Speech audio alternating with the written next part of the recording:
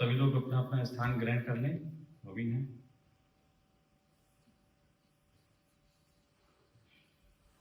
जो चीजें आज मैं आपको बताने जा रहा हूं वो हो सकता है आप लोगों में बहुत लोगों ने इसको पहले ना सुना। और साथ साथ ये भी बता देता हूं कि ये जो प्रयोग मैं कराने जा रहा हूं मैंने आज से पहले ये प्रयोग नहीं कराया समूह में। ये व्यक्तिगत रूप से कुछ लोगों को कराया जिनकी पात्रता देखी, लेकिन एक प्रयोग ही मान लीजिए कि मैं ये भी नहीं देख रहा हूं किसकी पात्रता है किसकी नहीं है, लेकिन करा रहा हूं। तो ना तो ये मोक्ष प्राप्ति के लिए है, ना ही इससे किसी प्रकार के चमत्कार घटने वाले हैं, ये पहले जान लीजिए। लेकिन ये कुछ है जो बहुत कुछ बदलता है। आप लोगों में से कितने लोग हैं जिन्होंने तीसरी आंख के संबंध में और पेनियल ग्रंथि के बारे में पढ़ा हुआ या जाना हुआ? थोड़ा अगर हाथ खड़ा करेंगे तो मैं ठीक है। और कितने लोग ये जानते हैं कि ज्योतिष शास्त्र में इसी ग्रंथि को केतु कहते हैं? ये कितने लोग जानते हैं? नोबडी।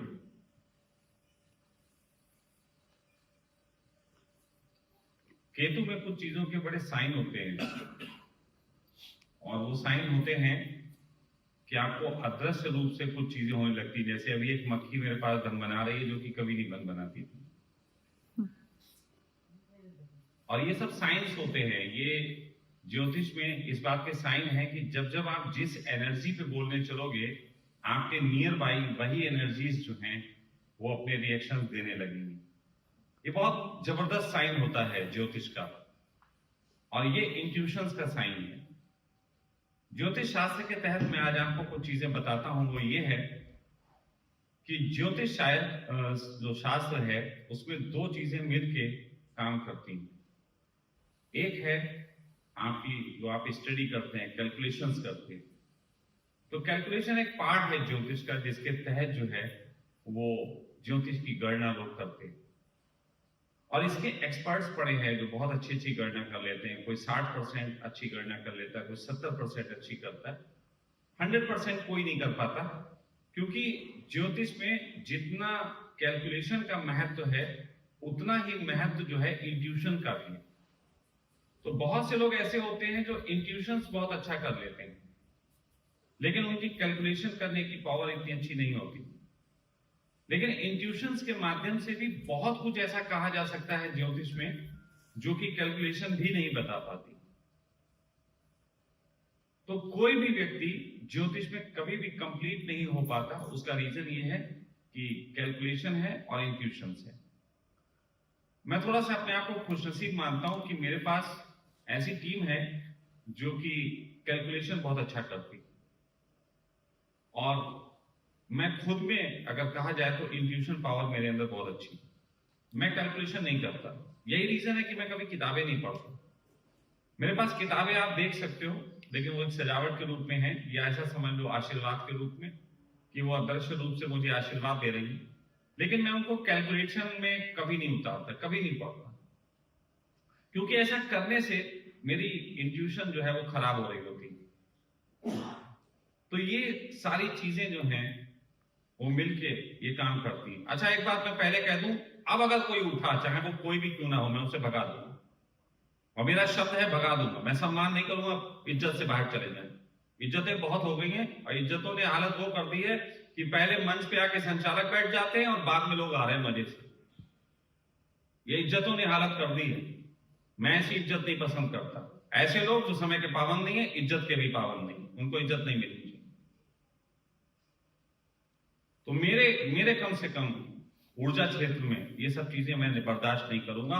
हमेशा के लिए ध्यान रखें, और ना इसके लिए कोई माफी है, और ना इसके लिए मैं सोचूंगा कि आप मुझे बड़ी इज्जत दे रहे हैं, मैं आपको सम्मान दूं। मेरे लिए इज्जत आपकी दो कौड़ी की, अगर आप समय के पाबंद नहीं। तो ये कोई भी हिलेगा नहीं।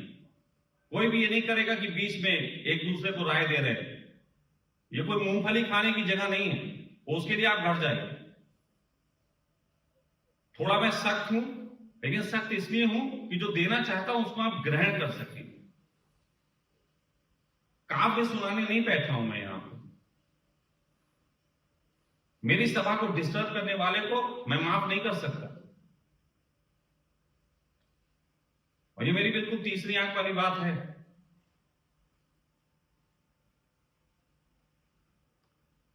तो समझिए बात को, कैलकुलेशन और इंट्यूशंस, ये दो तरीके की पावर हैं जो काम करती हैं। स्वामी जी आप पीछे बैठ जाइए।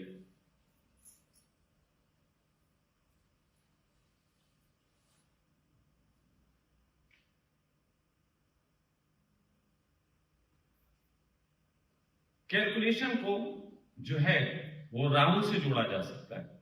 मैं थोड़ा सा बता देता हूं, बहुत से लोग इसमें हैं जिनको ज्योतिष की कुछ बातों का नहीं पता है, उनको बता देता हूं कि जीवन को किस तरीके से ज्योतिष ने आपको एक्सप्लेन किया है।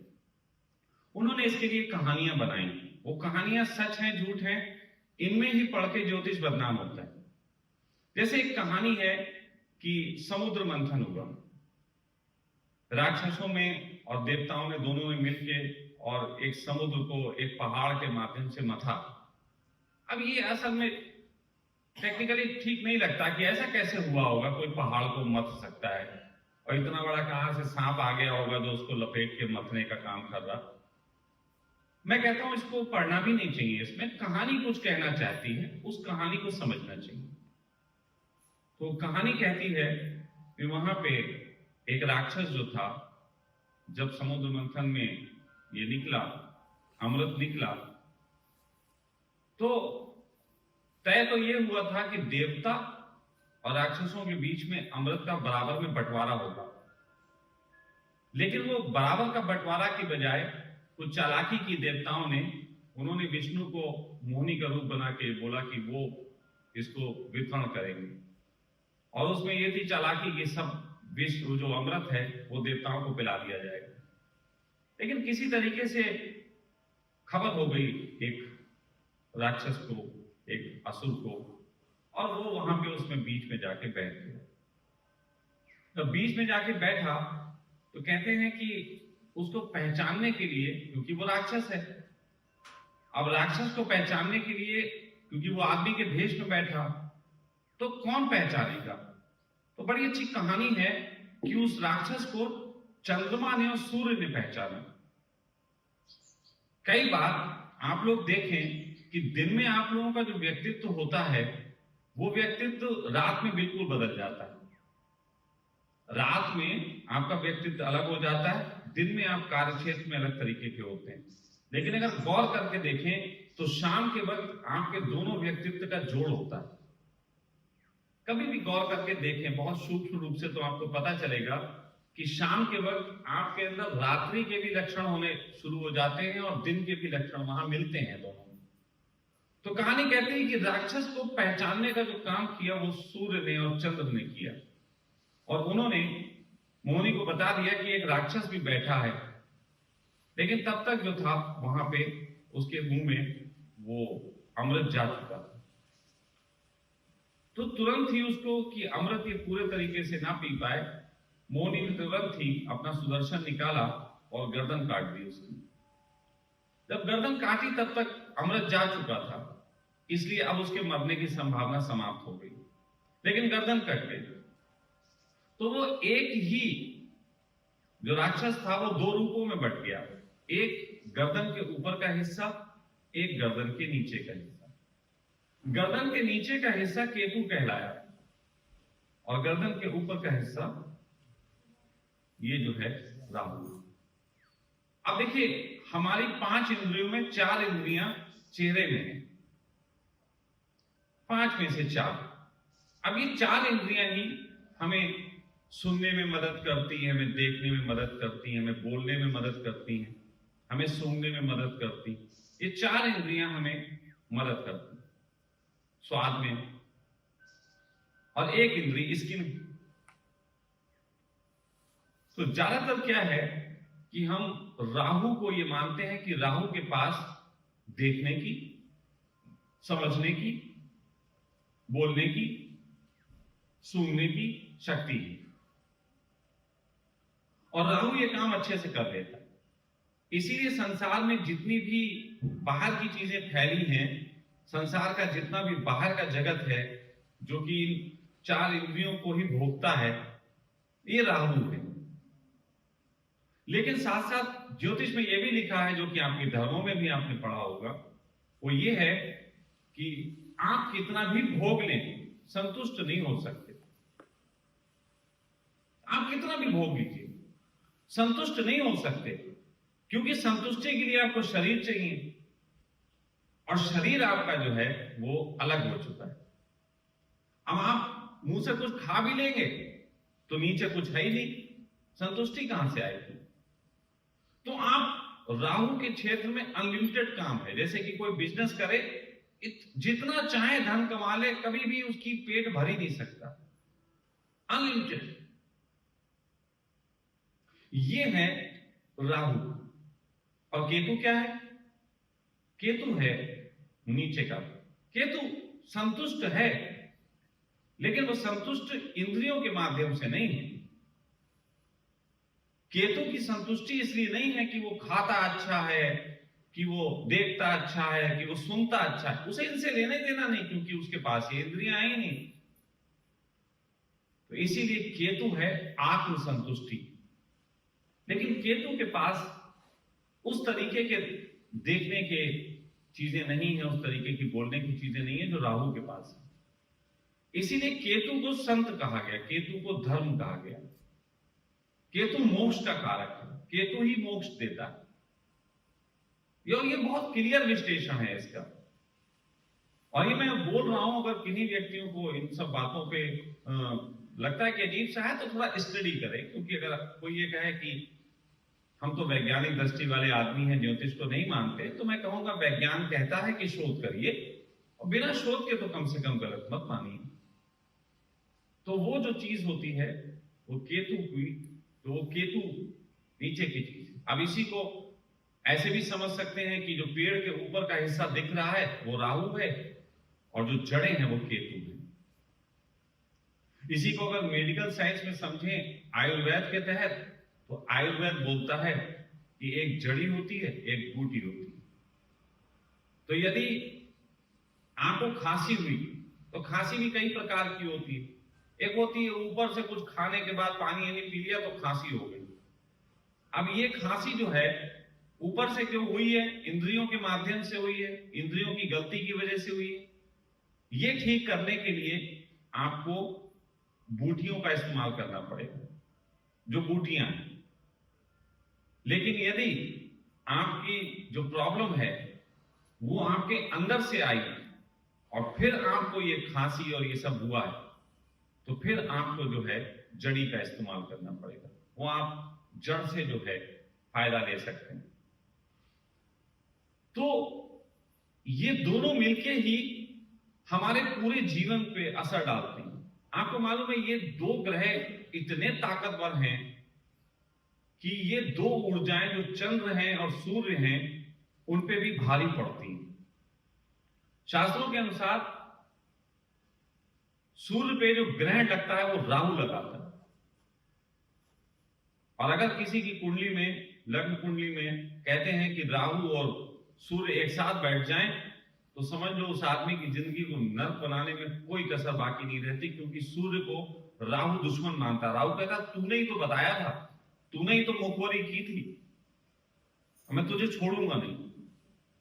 उधर चंद्र के साथ अगर केतु की यति हो जाए तो ऐसे व्यक्ति इमोशनली रूप से डैमेज रहता है, उसे वो पागल भी बना देता है।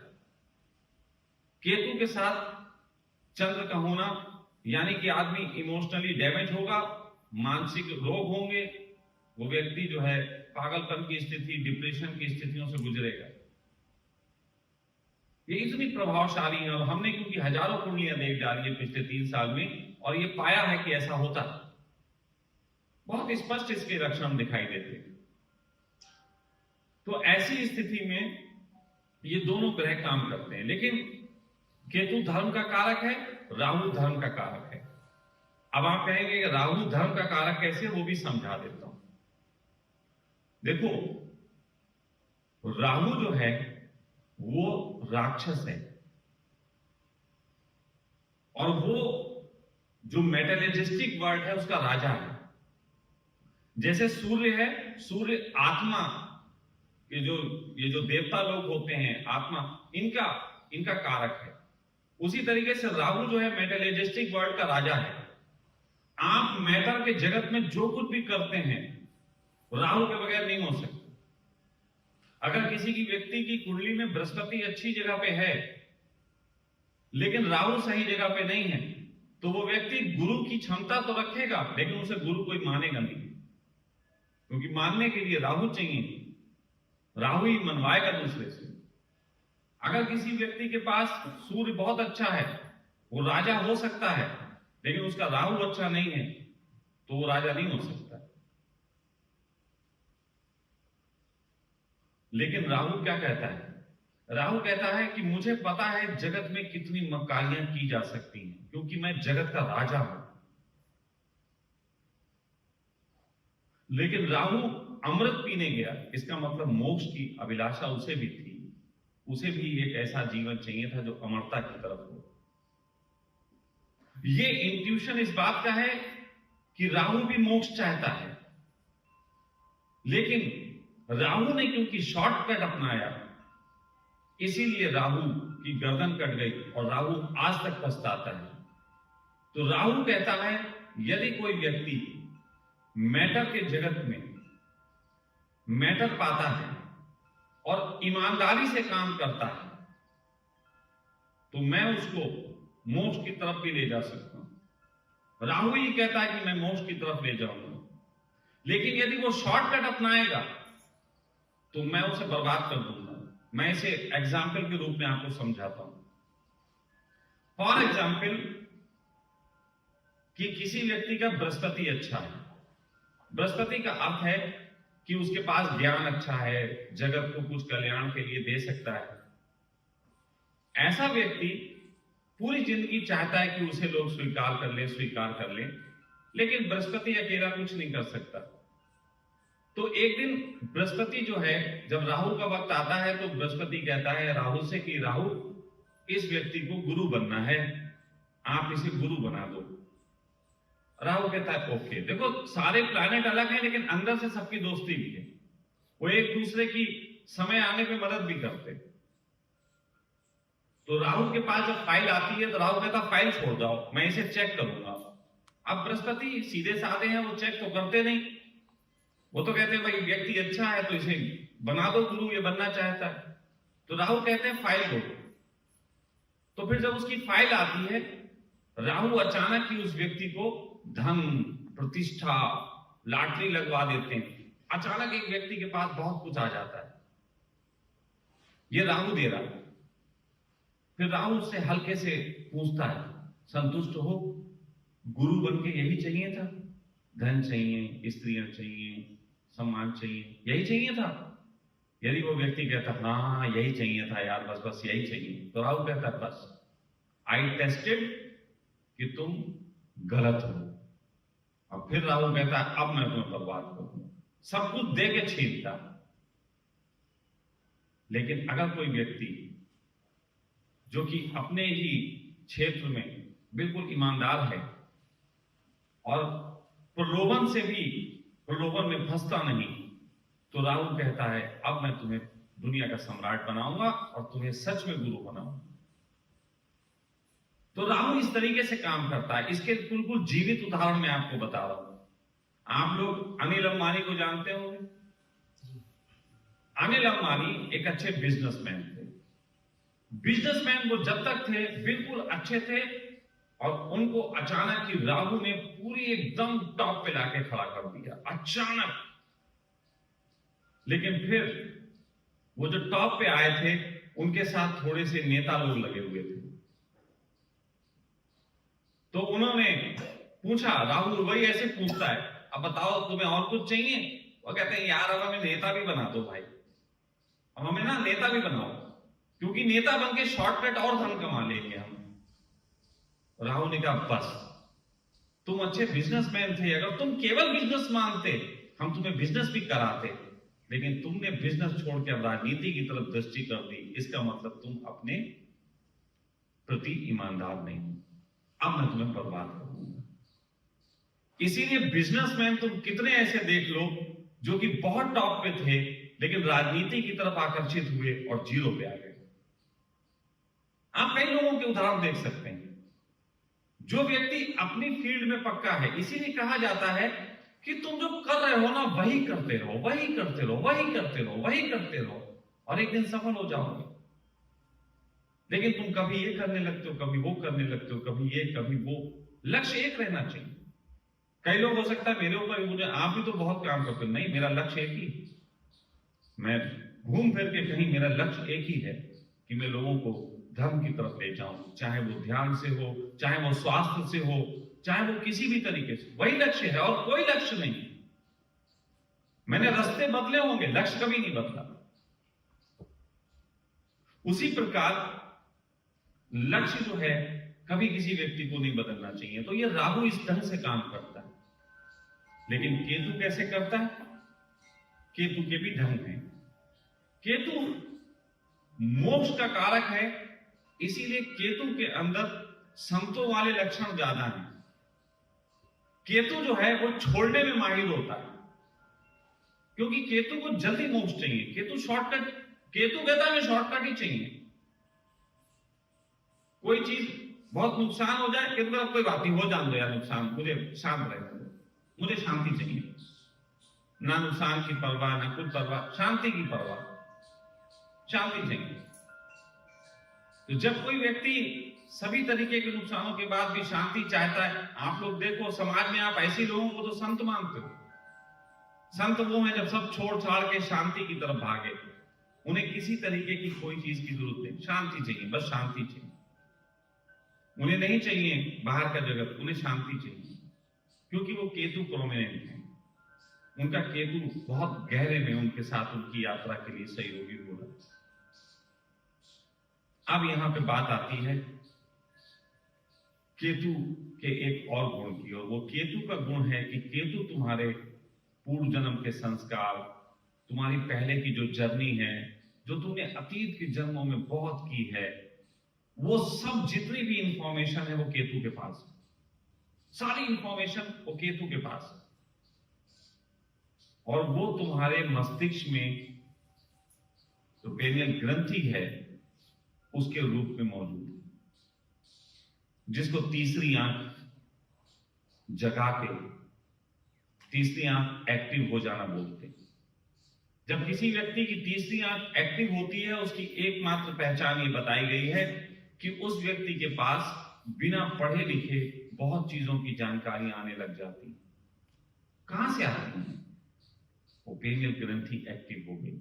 अतीत के जन्मों में तुमने जितनी जानकारियां इकट्ठी की थी, अब तुम्हारे पास वो सब आ रही हैं। तुम्हें एक अनलिमिटेड सोर्स से तुम जुड़ गए, क्योंकि इस दिमाग के पास तो उतनी जानकारी जो तुमने इस दुनिया में ली है, इस संसार में ली है। ये तुमने 20 साल, 50 साल, 60 साल की जिंदगी में जो तुमने आंखों से देखा है, कानों से सुना है, ये इंफॉर्मेशन तुम्हारे माइंड के पास है। लेकिन केंद्र में एक चीज है बैठी हुई, जिसको वैज्ञानिक भी कहते हैं सबसे रहस्यमय ग्रंथि है, वो पेनियल ग्रंथि केतु है। तो धर्म की यात्रा वास्तव में केतु की यात्रा है ज्योतिष के अनुसार। कितनी भी जगत का तुम भोग कर लो, संतुष्टि नहीं मिलेगी, लेकिन केतु तुम्हारा अगर एक्टिवेट है तो तुम संतुष्ट रहोगे। उस केतु को एक्टिवेट करने के बहुत से तरीके दुनिया में चलते हैं, बहुत से चलते हैं। अब उनमें एक आप गौर करके देखना कि एक बात कॉमन है कि आपका ध्यान ऐसा केंद्रित हो कि आपको किसी भी इंद्रियों का होश ना रहे। जब तक आपकी यह अवस्था नहीं आती कि आपकी इंद्रियों का बहुत ज्यादा चलन हो रहा है, तब तक आपका केतु जागृत हो ही नहीं सकता। आंख खोल के आप केतु जागृत नहीं कर सकते, कान खोल के, कान से सुन के आप केतु जागृत नहीं कर सकते, नाक से सुन के आप केतु जागृत नहीं कर सकते। इसीलिए ध्यान को भी जो उन्होंने जाना, उन्होंने कहा ध्यान अतीन्द्रिय घटना है, इंद्रियों से नहीं घटेगी, ये अतीन्द्रिय घटना है, ये पीछे से घटेगी। और इसके लिए तुम्हें प्रयास छोड़ने पड़ेंगे। ज्यादातर ध्यान के साथ एक शब्द रहा, ध्यान करो।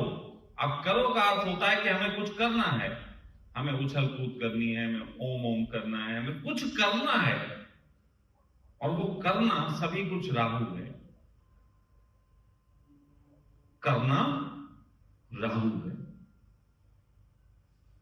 और कुछ न करना केतु। कुछ नहीं करना, कुछ भी नहीं करना, इंद्रियों से कोई लेना देना नहीं, और तब जाके केतु एक्टिवेट होता है। और जब केतु एक्टिवेट होता है वही असल में प्लेजर है। जैसे मैं कह सकता हूं कि अभी अंबानी के बेटे की शादी हुई, रिच पर्सन, बहुत पैसा, लेकिन बड़ा दिखावा, बहुत दिखावा दिखावा दिखावा, ये राहु है। लेकिन उधर देखो वो टाटा, रतन टाटा न जाने कितनी ऐसी शादियां करा सके, इतना पैसा तो बांट दिए, कोई दिखावा नहीं। ये केतु भी रिच बनाता है। अगर इस समय की बात कहें तो हमारे देश में जो अडानी है, उनकी कुंडली के हिसाब से उनका केतु उनको इतना रिच बनाए। अब आप कहोगे केतु रिच भी बनाता है। हाँ, केतु बहुत रिच बनाता है, बहुत रिच बना देता है, लेकिन अंत में वो सब इसलिए रिच बना रहा है कि चाहिए कुछ नहीं, यार ये तो सब दिखावा, ऊपर ऊपर का, छोड़ो, होने दो, नुकसान हो रहा है, होने दो। क्योंकि केतु के साथ एक और ग्रह की बात आपको बताता हूं। केतु के साथ एक ग्रह होता है शनि। अगर शनि और केतु जुड़ जाए किसी के ग्रह में तो एक अद्भुत क्षमता उस व्यक्ति के अंदर पैदा होती है, वो नेचर की क्षमता है। ऐसा व्यक्ति जिसके साथ शनि और केतु को कॉम्बो है, वो व्यक्ति समझ लो एक बहुत अच्छे ज्योतिष के माध्यम के ही हम शब्द बोल रहे हैं, वो व्यक्ति भगवान का ही भेजा हुआ व्यक्ति। और उस व्यक्ति को दुनिया में कोई भी व्यक्ति उसको गिराने का प्रयास कर ले, वो व्यक्ति गिर के भी फिर उठ जाएगा, और जिसने गिराने की कोशिश की है वो डूब जाएगा। और ऐसी ही कुंडली इत्तेफाक की बात है अडानी जी की है, और थोड़ी सी मेरी भी वैसी है। जितनी बार मुझे गिराने का प्रयास किया जाता है उतनी बार मैं उठता हूं, और मैं प्रयास नहीं कर, नेचर ही उठा देता है। अडानी को देखो कितनी बार डुबोने की कोशिश की जाती, पलट के वो फिर आ जाते, और जिन्होंने डुबाने की कोशिश की उनको कहीं आप दोबारा नहीं पाएंगे। ये मैं एग्जाम्पल इसलिए दे रहा हूं ताकि आपको उन बातों को समझ पाओ कि ज्योतिष एक बहुत अच्छा साइंस है जो हर व्यक्ति के हिसाब से काम करता है, ना कि समूह में काम करता है। वो हर व्यक्ति को इंपॉर्टेंट देता है। और ये राहु केतु ही है जो एक सन्यासी को कभी कभी मूड ऐसा कर देते हैं कि वो फिर से मेटलिस्टिक हो जाता है, और कभी कभी किसी मेटलिस्टिक पर्सन को अचानक से सब छोड़ छाड़ के जंगल चला जाता है। ये सब राहु केतु करते हैं। ये अलग अलग घरों में जब जाते हैं तो अलग अलग रिएक्शंस देते हैं। और ये ऐसा मत समझना कि तुम्हारी कुंडली में ऐसा है तो ये समय के साथ बदलती रहती हैं चीजें। तो आज हम यहां जो उपस्थित हुए हैं, एक बहुत सरलतम सी एक विधि है जिसको मैंने कुछ प्रयोगों के बाद, जब से मैंने ये रागा थेरेपी और ये सब चीजें शुरू की, मुझे कुछ और अनुभव हुए कि जिससे मैं धर्म जगत के लोगों को कुछ नई चीज दे सकता हूं। और वो नई चीज ये जो मैं भी शुरुआत करने जा रहा हूं आप लोगों के साथ समूह में। लेकिन समूह जरूर है, यहां ज्यादा लोग जरूर हैं, लेकिन जब आप लेट जाओगे अपने आराम से ओढ़ कर रह जाए तो फिर आप समूह नहीं हो। आंखें बंद होते ही जगत समाप्त, आप अकेले हो। तो आपको करना कुछ नहीं, आप सरलता से लेट जाएंगे, सरलता से अपना तकिया लगाएं, लेट जाएं। सभी लोग, अगर किसी को धूप और छाए का कुछ है तो अपना कर सकता है, लेकिन तुरंत ज्यादा देर ना करे, डिस्टर्बेंस करे बगैर। और सिर्फ लेटना आपका काम है और कुछ नहीं करना। आंख को ना मैं उछल कूद करवा रहा, ना कुछ भी नहीं करवाना है, मुझे सिंपली आप लोगों को लेटने को बोलना है। लेकिन लेटने की एक कला होती है, सर पे हाथ रख के नहीं लेटा जाता, पैर पे पैर रख के नहीं लेटा जाता, सीने पे हाथ रख के नहीं लेटा जाता। लेटने का एक ढंग है शवासन। मर गए, कुछ भी नहीं। आप समझ लीजिए कि जीवित ही नहीं है तो फिर मक्खी भी कौन हिलाए।